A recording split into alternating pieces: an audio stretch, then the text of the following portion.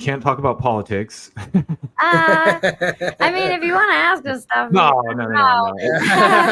The thing about that is, like, I think it's interesting to get people's takes on certain, like, current events and stuff like that, and different like hot button issues.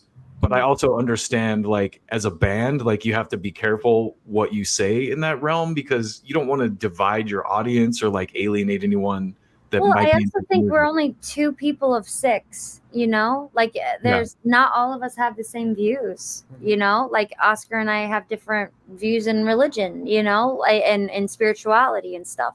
And so I think it's you don't want to speak for the band.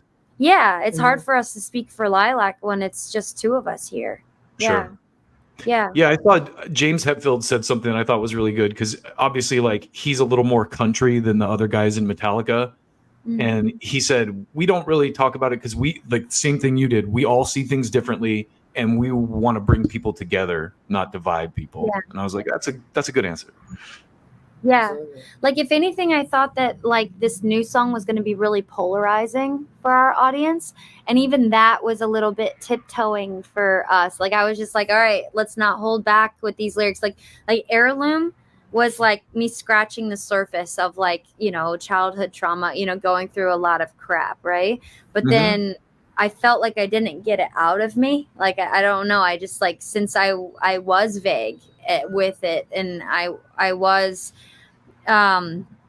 just trying to relate to as many people who had been through trauma as well. Like, it didn't get out of me. So I felt like with Crawl Space, I had to just, like, tear through it, be as brutal and as honest and as raw and real with those lyrics as possible, in order to just, like, let it out. And I didn't even have to write about it, like, for the King Chirco songs. Like, I didn't feel like I felt like it was out of me now, but I don't know. I was kind of worried a little bit, like, what are they going to think of these lyrics? Like, smack you in the face. Like, they're brutal, like, wrist bound face first, dragged across the asphalt. Like, very vivid imagery. There's a lot of F words in that song too. I noticed. I was like, that it's a lot more. I love the chorus on Heirloom. That's like one of your most memorable songs to me. Like, I'll catch myself singing it in my head. But then this new one, I was like, wow, it's got a similar kind of lyrical theme, but it's way more like just hardcore lyrically. Yeah. Well, so with Heirloom, you're like, I think that's more of the concept of, like, the monsters in your life can be the people that you trust the most, like, but, like, as you grow up in life, so you build this, like, wall around you as a kid, and you create these castle walls, right, to protect you. But then later on in life, your guards are so high that, like, you're not really afraid of humans anymore. Like, I feel like if somebody tries to, I don't know, like, rob you or whatever, I feel like you have a fighting chance against a human, but I feel like that's not really what messes us up later. I think I'm not afraid of the monsters under my bed anymore. I'm more afraid of the voices that are in my head that are telling me that, I'm never gonna love, or I'm so broken because of what I went through. I'm never gonna be able to have the similar emotions to other people who weren't as broken as I am, but you fight these voices in your head more than the actual, like, monsters themselves that, like, hurt you. I bet not even the monsters could do what you did, and so whereas, like, Crawl Space, it's more I think after the fact. So you've been broken, you've been beat, you've been bullied, you've been kicked when you're down, dragged across the asphalt. You've been messed up in life, and you've had bad luck slapped across your face, right?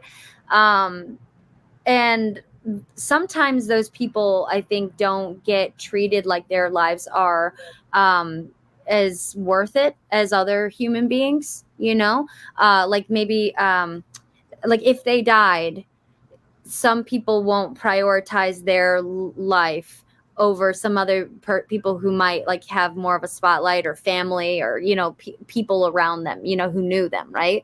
So it's how do they get up? How do they get back up the gravel, you know, and like, how can I survive in a world that doesn't care if I'm alive? How can I survive when I feel so lost and paralyzed, you know? And still getting up, overcoming those demons, overcoming that fight, you know?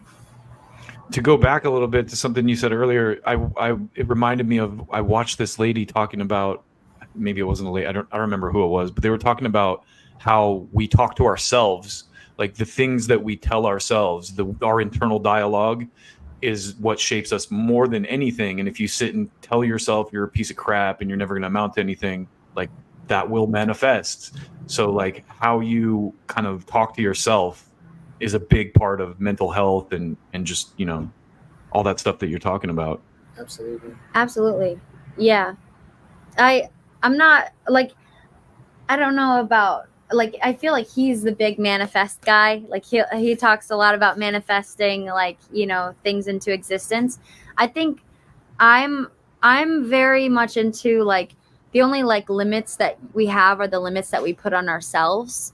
And I feel like if you tell yourself that you're not going to do something or that you're not going to achieve something, you're right. You know, you're not, you know, if you tell yourself, oh, I'm not famous, I'm just a local band right now, so let me start off small before I can't email that fancy producer. He's not going to like my stuff. I got to start with these little EPs, you know, at first and build for 8 years because that's what the gatekeepers and the industry have told me historically that works, you know, and I'm just such a little, you know, person. I'm not there yet. But like, if you don't email the fancy producer, if you don't email them, you never will know, you know, like just send it. And, you know, maybe, yeah, you still got some growing to do, or maybe you are badass right out the gate, you know, who knows? And like that. And that's how we got, like, I sent emails. I wasn't afraid. I just like, I was like, I'm not putting limits on ourselves. I'm not going to stop myself. I feel like we can just like achieve whatever we put our minds to. And if they don't respond to the email, then they don't respond to the email, but they might. And they did. They liked our music. And that's like, we got our first EP ever was recorded by like, you know, Mike Plonikoff and at West Valley Studios. And they've recorded like Hailstorm and My Chemical Romance and Seether, like all these great people, all because like I didn't accept that there are limits, you know, like there doesn't have to be. I think it was Wayne Gretzky who said, you miss 100% of the shots you don't take. 100%. Boom, baby. Yeah, absolutely. I'm like a library of inspirational quotes. So I love that. Love it. That's so cool. I'm gonna start putting them on my wall. Yeah.